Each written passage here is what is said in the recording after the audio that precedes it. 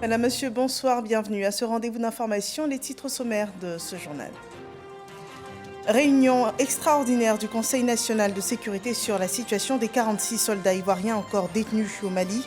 La Côte d'Ivoire dénonce un chantage inacceptable et exige la libération sans délai des 46 soldats ivoiriens encore détenus. Le communiqué final à suivre dans ce journal. Réunion du Conseil des ministres présidée par le chef de l'État ce jour. Le gouvernement a adopté 9 décrets conférant le statut d'établissement public hospitalier national spécialisé à chacun des centres spécialisés de santé publique. D'autres mesures se rapportant au secteur de l'enseignement sont également annoncées. Le détail à suivre. Et puis, le terminal industriel polyvalent de San Pedro, inauguré ce mercredi par le Premier ministre Patrick Hachi, équipé de 2 quais en eau profonde. Il a une capacité de stockage de 30 000 tonnes, une opportunité de croissance économique développée au cours de ce journal. Bienvenue dans ce 23h. La situation des 46 soldats ivoiriens encore détenus par les autorités maliennes a fait l'objet d'une réunion extraordinaire du Conseil national de sécurité de Côte d'Ivoire. Les autorités ivoiriennes haussent le ton et en appellent à la CEDEAO afin d'aboutir à la libération des soldats dans des plus brefs délais, suivant le communiqué du Conseil national de sécurité. Communiqué du Conseil national de sécurité. Une réunion extraordinaire du Conseil national de sécurité s'est tenue ce mercredi 14 septembre 2022 au Palais de la Présidence de la République sous la présidence de Son Excellence M. Alassane Ouattara, Président de la République. Au cours de cette réunion, qui a porté sur la situation des 46 soldats ivoiriens encore détenus au Mali, le Président de la République a informé le Conseil national de sécurité des initiatives prises par Son Excellence M. Faure Gnassingbé, Président de la République togolaise, et plusieurs autres chefs d'État, notamment Son Excellence M. Macky Sall, Président de la République du Sénégal et Président en exercice de l'Union africaine, Son Excellence M. Umaro Sissoko Embalo, Président de la République de Guinée-Bissau et Président en exercice de la CEDEAO, Son Excellence Colonel Paul-Henri Sandaogo Damiba, Président de la transition du Burkina Faso, Son Excellence M. Muhammadu Buhari, Président de la République fédérale du Nigeria, Son Excellence Colonel Mamadi Doumbouya, Président de la transition de la République de Guinée, et Son Excellence M. Antonio Guterres, Secrétaire général des Nations Unies, en vue d'une résolution par voie diplomatique de la crise entre la Côte d'Ivoire et le Mali, crise qui est consécutive à l'arrestation le 10 juillet 2022 à Bamako de 49 soldats ivoiriens. Ces soldats ivoiriens, déployés au Mali en qualité de 8e détachement de l'élément de soutien national au sein de la mission multidimensionnelle intégrée des Nations Unies pour la stabilisation au Mali, MINUSMA, ont été interpellés et mis aux arrêts au motif qu'ils étaient des mercenaires. La Côte d'Ivoire a réagi officiellement le 12 juillet 2022 à travers un communiqué du Conseil national de sécurité pour, d'une part, indiquer que les 49 soldats étaient bel et bien des militaires ivoiriens en mission officielle et légale au Mali, et d'autre part, exiger leur libération sans délai. Toutefois, en dépit des preuves fournies, notamment au cours d'une rencontre le 28 juillet 2022 à Lomé, attestant du caractère légal et légitime de la mission de ces soldats ivoiriens au Mali, la justice malienne a inculpé le 15 août 2022 les 49 militaires ivoiriens pour tentative d'atteinte à la sécurité de l'État. Plusieurs contacts avec les officiels maliens ont par la suite permis de conclure que des incompréhensions et des manquements étaient à l'origine de l'arrestation de nos soldats. En conséquence, 3 soldats ont été libérés et ont regagné la Côte d'Ivoire le 3 septembre 2022.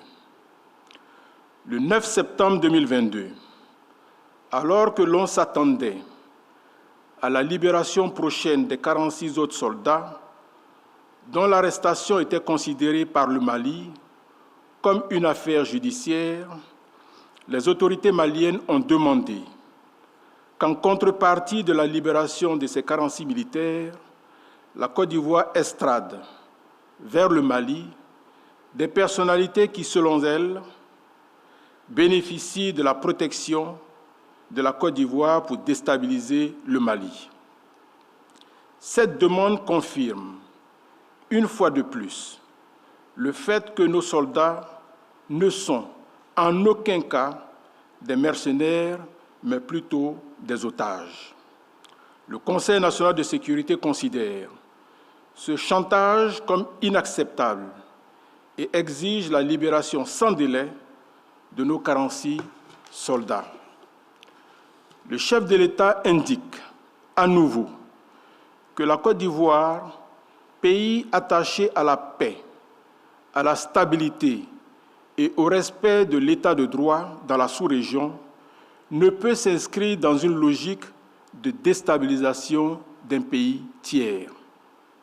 En outre, il rappelle ces instructions selon lesquelles les opposants politiques étrangers vivant en Côte d'Ivoire sont tenus d'observer en toutes circonstances un devoir de réserve absolue concernant les affaires intérieures de leur pays d'origine.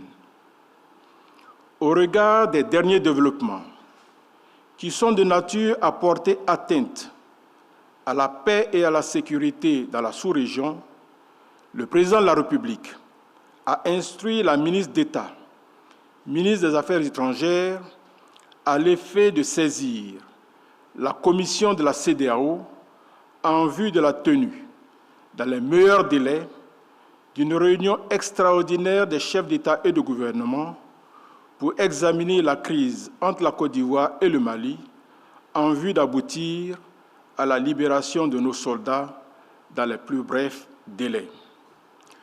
Le président de la République réitère aux 46 soldats injustement arrêtés au Mali, ainsi qu'à leurs familles, tout son soutien et sa solidarité dans ces moments difficiles. Le chef de l'État exprime à nouveau ses félicitations aux forces de défense et de sécurité pour la sérénité dont elles font preuve face à cette crise. Enfin, il exhorte les Ivoiriennes et les Ivoiriens au calme et à la retenue. Il les assure que toutes les dispositions sont prises pour que nos vaillants militaires regagnent bientôt notre pays. Fait à Abidjan le mercredi 14 septembre 2022. Voilà, c'était le communiqué final du Conseil national de sécurité, conseil extraordinaire tenu ce mercredi au Palais de la Présidence de la République. Un communiqué lu pour vous par le secrétaire exécutif du Conseil national de sécurité. Également, ce mercredi au Palais de la Présidence de la République, le chef de l'État présidait un conseil des ministres, une réunion au cours de laquelle ont été adoptés 9 décrets conférant le statut d'établissement public hospitalier national spécialisé à chacun des centres spécialisés de santé publique. Le Conseil des ministres a également pris des mesures pour l'amélioration de la qualité de l'enseignement dans nos écoles, nos universités et nos centres de formation technique et professionnelle. Plus de détails dans ce compte-rendu de Jérôme Kofi Abola. Ce mercredi 14 septembre 2022, c'est au Palais présidentiel, jour du Conseil des ministres. La réunion a été comme toujours sous la direction du président de la République, Alassane Ouattara, et caractérisée par la prise de mesures conformément à l'évolution de l'actualité. Ainsi, le Conseil a livré l'information sur la participation du président de la République à la 77e session ordinaire de l'Assemblée générale des Nations unies à New York. Cette information donnée l'a été au titre des communications. Au titre du ministère d'État, ministère des Affaires étrangères, de l'intégration africaine et de la diaspora, en liaison avec les ministères concernés, le Conseil a adopté une communication relative à la 77e session ordinaire de l'Assemblée générale des Nations unies, prévue du 13 septembre au 22 décembre 2022 à New York. Dans ce cadre, une délégation de haut niveau, conduite par le président de la République, prendra part à ces assises marquées par le contexte de la guerre en Europe de l'Est et la résurgence de la crise sanitaire liée à la pandémie de Covid-19.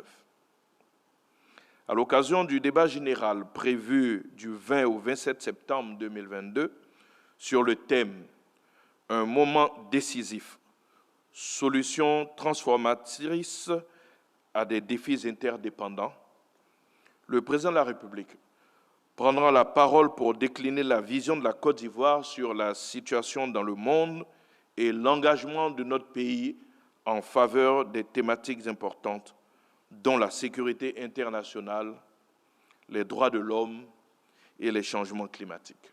Une autre communication, elle concerne cette fois ce qu'il convient d'appeler ici l'ONU Habitat, année 2021-2022. L'ONU Habitat œuvre au sein du système des Nations Unies à un meilleur avenir urbain et à l'accès à un logement décent pour tous. Notre pays bénéficie notamment des programmes de renforcement des capacités et d'appui au développement des outils stratégiques de gestion urbaine et de programmes sectoriels développés par cette institution, notamment le programme participatif d'amélioration des bidonvilles, PPAB. Aussi, le Conseil a donné son accord pour l'acquittement de la contribution de base au programme de travail de l'ONU Habitat pour les années 2021-2022. Toujours au chapitre des communications, le Conseil a pris un projet de loi de finances rectificative au titre de l'année 2022. La loi de finances portant le budget de l'État pour l'année 2022 a été adoptée dans le contexte de la relance économique nationale fortement perturbée par la pandémie de la COVID-19 et dans la perspective d'une croissance économique attendue de 7,1%. Toutefois, le dynamisme de l'activité économique a été impacté par la situation de guerre en Europe de l'Est et devrait ralentir de 0,2 points, soit un taux de croissance de 6,9 contre les 7,1 initialement projetés. Ainsi, sur le plan budgétaire, le pays devrait connaître une évolution non favorable des recettes attendues en 2022 et, à contrario, une hausse des dépenses publiques résultant des mesures de soutien aux différents secteurs impactés par la crise. D'autres impératifs commandent également un accroissement des dépenses budgétaires.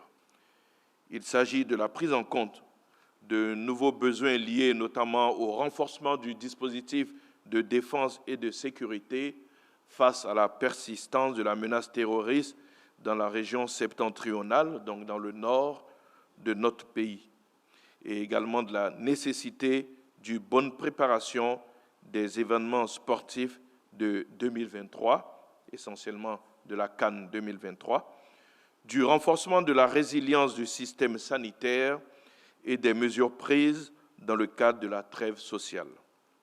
Pour ce qui est des mesures générales, on retient notamment les 2 décrets pris par le Conseil sur la fonction des vétérinaires en Côte d'Ivoire. Un décret fixant les conditions d'autorisation d'exercice des vétérinaires en clientèle privée et d'octroi d'agréments aux établissements de soins vétérinaires. Le second décret porte sur les modalités de fonctionnement des organismes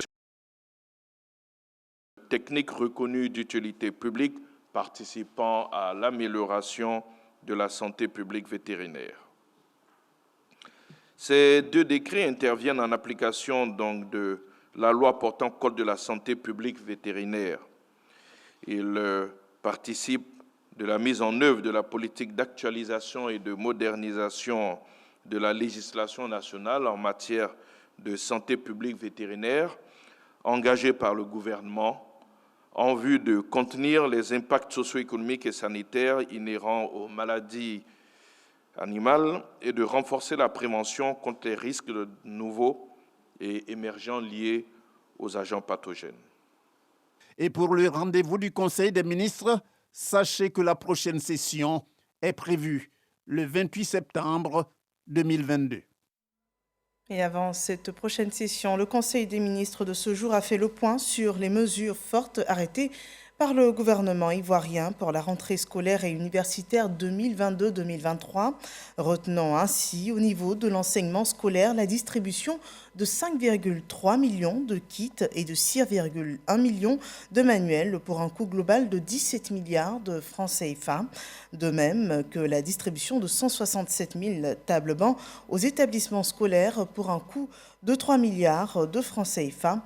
Et pour le compte de l'enseignement supérieur, dont la rentrée unique est prévue pour le 3 octobre prochain, l'État annonce le renforcement de la capacité d'accueil des cités universitaires avec l'ouverture des résidences universitaires de Williamsville, d'Adjamé 220 logements et de Vridi, la réhabilitation des résidences universitaires d'Abobo 1 et 2, de Port-Boué 3, de Daloa avec 1200 lits, de Korogo 2400 lits et le lancement en novembre 2022 de la construction de nouvelles résidences universitaires de Cocody qui compteront 500 lits, d'Abobo Adjamé 2000 lits et de Bouaké 2000 lits, en plus de l'octroi d'une aide aux étudiants les plus démunis pour un montant global de 500 millions de francs CFA à environ 2600 étudiants démunis recensés par les services sociaux des CROU. Nous reviendrons en détail sur toutes ces mesures dans nos prochaines éditions. Poursuivons avec cette audience toujours au palais de la présidence de la République. Un émissaire du Tchad a été reçu ce mercredi par le chef de l'État Alassane Ouattara, Adoum Younous-Smi, émissaire du président du Conseil militaire de transition du Tchad, Mahama Idriss Déby, a fait le point du déroulement du dialogue national inclusif et souverain qui se déroule actuellement à N'Djamena. La coopération entre le Tchad et la Côte d'Ivoire était également au cœur des échanges que rapporte Jérôme Kofi Aboula. Un émissaire du président tchadien au palais présidentiel de la République de Côte d'Ivoire. Son nom, Adoum Younous-Smi. Il est ministre d'État de la République du Tchad. Reçu par le président de la République de Côte d'Ivoire, Alassane Ouattara, l'émissaire du président tchadien dit avoir saisi l'occasion pour échanger avec le chef de l'État ivoirien en vue d'obtenir ses conseils sur le dialogue national inclusif et souverain en cours au Tchad. Je suis porteur d'un message du président du Conseil militaire de transition à son aîné, le président Alassane Ouattara. Et Monsieur le Président de la République de Côte d'Ivoire est un ami du Tchad et de son président, le maréchal qui est décédé. Et c'est un homme d'une grande expérience, donc nous venons régulièrement prendre conseil, ses sages orientations. Et donc c'est dans ces cadres que nous sommes venus. Et nous souhaitons que la Côte d'Ivoire nous accompagne comme l'a toujours fait le président également. Et nous sommes également venus pour informer le président du déroulement en cours d'un dialogue national inclusif souverain. Et pour que ce dialogue ait lieu, nous avons donc travaillé pendant une dizaine de mois. Nous avons invité les politico-militaires à Doha. Donc l'accord de Doha a été signé pour permettre à ces gens de venir. Et donc nous sommes venus entretenir le président de tout ce qui se passe, du déroulé de ces conférences et de ces dialogues pour repartir avec les sages conseils du président. Selon l'émissaire du président de la République du Tchad, les deux chefs d'État se concertent régulièrement sur les questions d'intérêt commun au regard de l'excellence des relations entre la Côte d'Ivoire et le Tchad.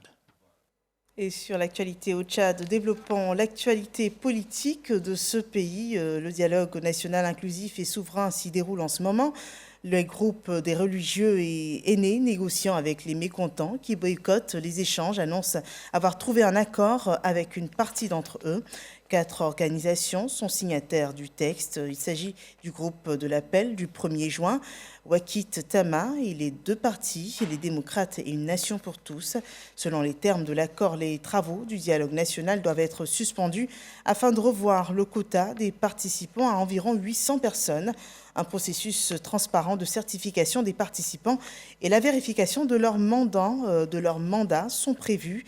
L'accord prévoit aussi la mise en place d'un nouveau présidium plus neutre et un comité de consensus qui devra intervenir chaque fois que le consensus n'est pas atteint sur des questions d'importance nationale.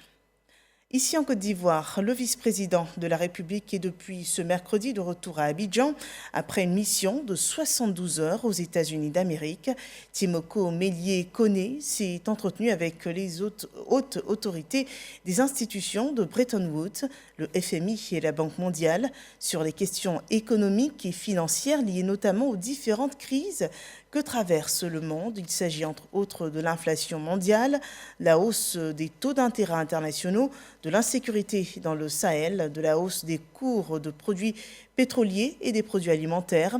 Ces échanges de haut niveau se situent dans la perspective de la signature d'un nouvel accord avec le Fonds monétaire international relatif à un nouveau programme économique et financier qui devrait permettre de renforcer et de consolider la résilience de l'économie ivoirienne.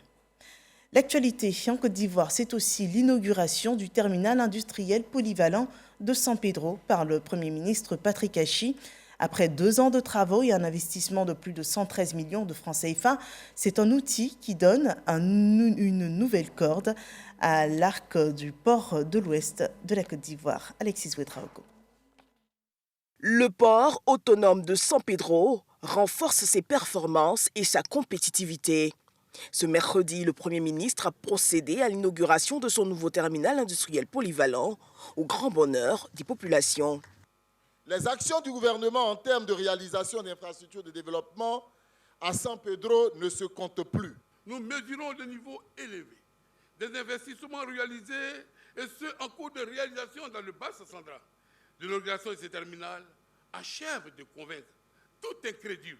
D'une capacité de stockage de 300 000 tonnes, le terminal est équipé de 2 quais en eau profonde, installés sur une superficie de près de 14 hectares pour un investissement de 130 milliards de francs CFA.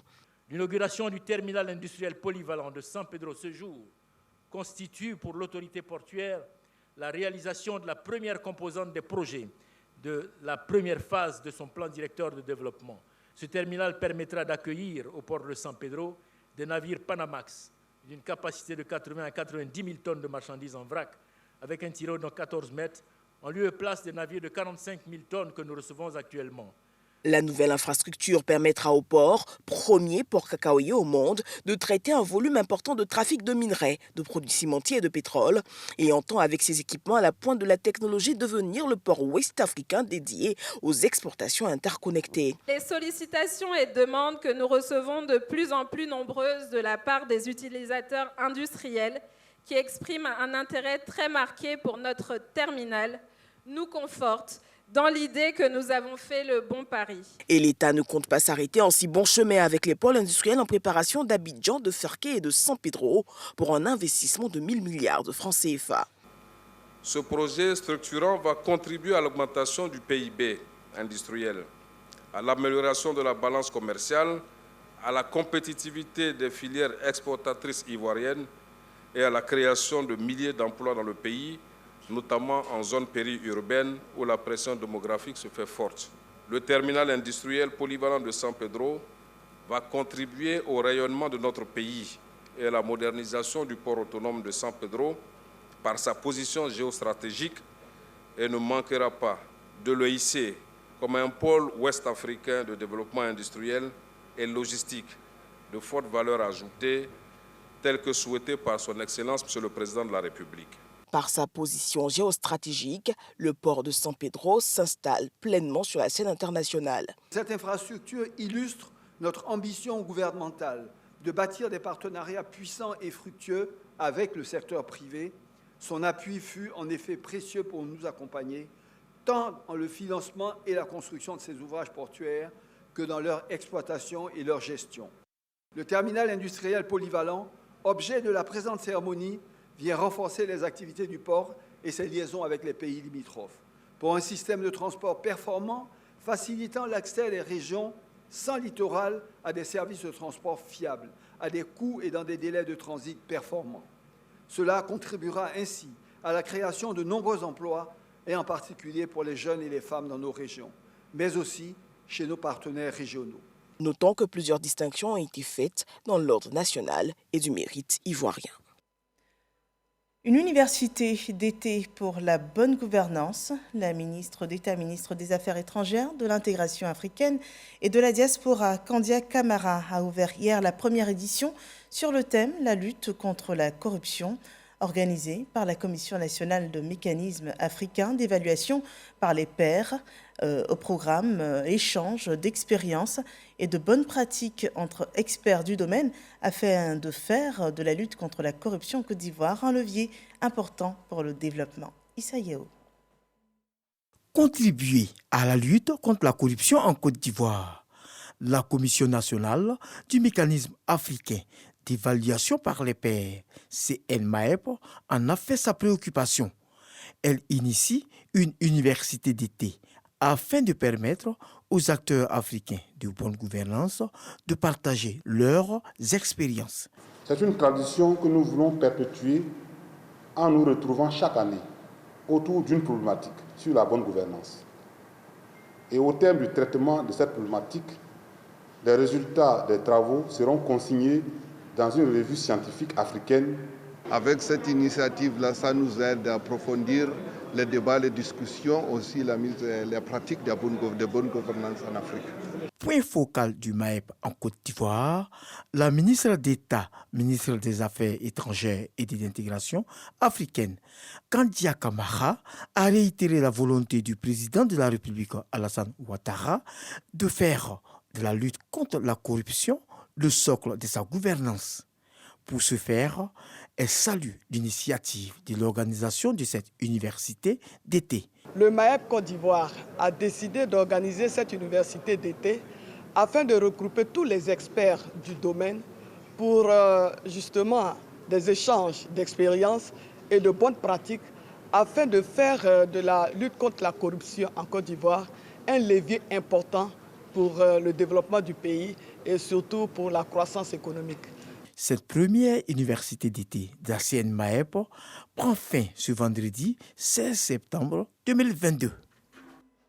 La Côte d'Ivoire participe au 8e Forum européen du cacao. C'est un rendez-vous international sur le développement du cacao qui se tient jusqu'au 15 septembre à Rome, en Italie.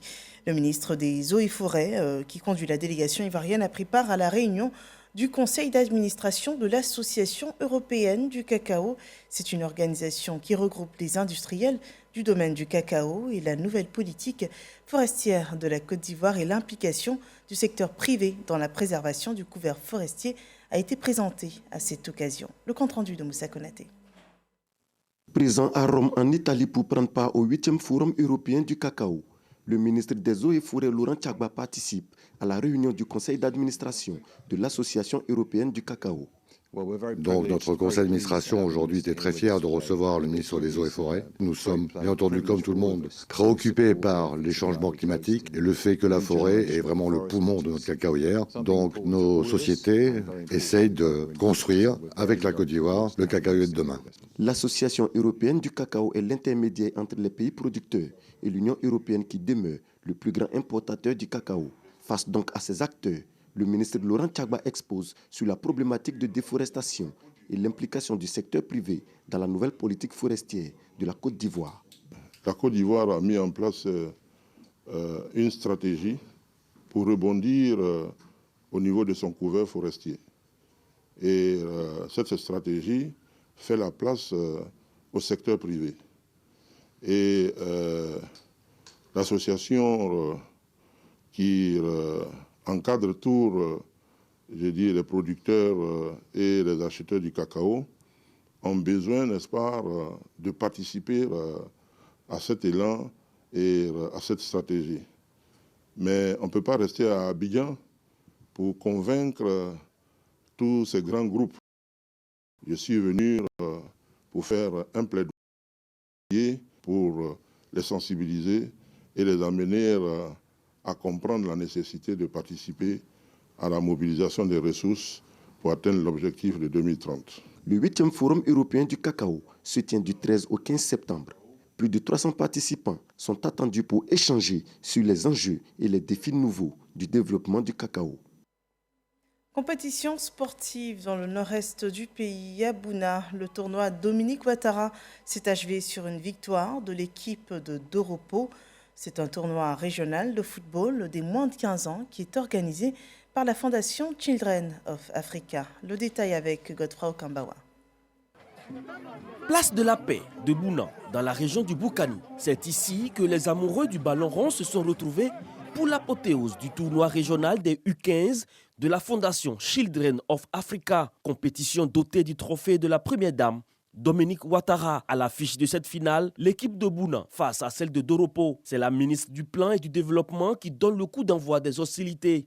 Les équipes rivalisent d'ardeur pour décrocher le précieux sésame. À l'issue du temps réglementaire, l'équipe de Doropo s'impose 2-1. Le maître de Doropo et ses filleuls savourent le sacre.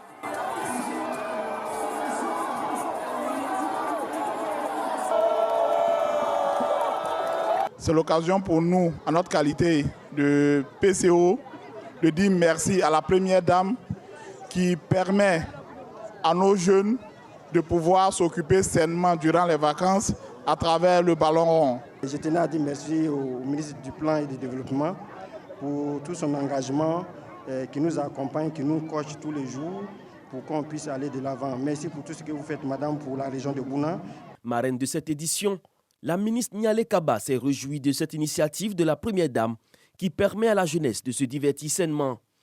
Je voudrais également traduire nos remerciements donc à la première dame, Madame Dominique Ouattara, la dame au grand cœur qui offre l'opportunité à la jeunesse de Bouna de se récréer, de se retrouver et de s'occuper sainement donc pendant les grandes vacances. Cette année, on a fait des mini-coupes régionales et la finale est à Bouna.